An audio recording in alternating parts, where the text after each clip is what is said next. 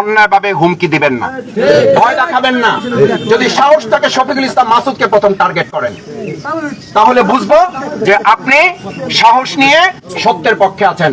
কিন্তু আমাকে টার্গেট না করে আমার বাউফলের সাধারণ যে কোনো একজন নাগরিককে টার্গেট করলে আমি তাদের পক্ষ হয়ে আপনার ওই গুলি, আপনার ওই রামদা, আপনার ওই স্টাইনস্কুরাল, আপনার সমস্ত আধুনিক অস্ত্রের সামনে আমি দাঁড়িয়ে যাব।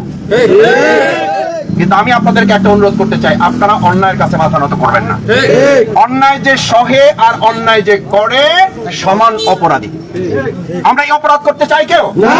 চাই না। আমি প্রশাসনের সাথে কথা বলেছি, প্রশাসন আশা করি যে এসপি সাহেব বলেন আপনি সালাম জি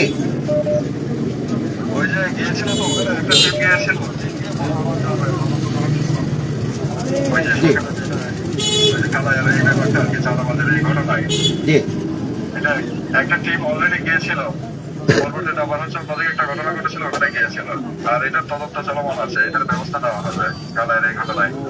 জি, অনেক ধন্যবাদ। ব্যবস্থাটা যত দ্রুত পারা যায়, এবং আপনি আশ্বাস দিলে আমি ব্যবসায়ীদেরকে নিশ্চিত করতে চাই তারা এখন দোকান খুলে দেবে ইনশাআল্লাহ।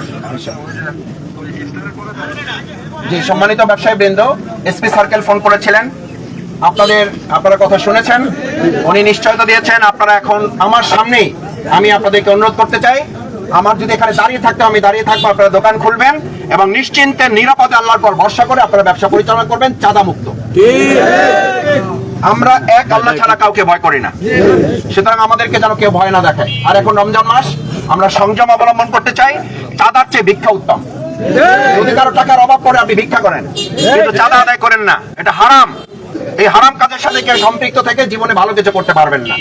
সেজন্য আমি এখন ব্যবসায়ী সমিতির সভাপতি, সেক্রেটারি, আমার ভাইয়েরা যারা আছেন, আপনারা প্রশাসনের কথা শুনেছেন। আমি আশা করি যে আপনারা ইনশাআল্লাহ আপনাদেরকে গোপনে প্রকাশ্যে যে যাই করুক, আল্লাহ কর্তৃক আমাদের জন্য যা বরাদ্দ আছে তার বাইরে কেউ কিছু আমাদের জন্য করতে পারবেন না।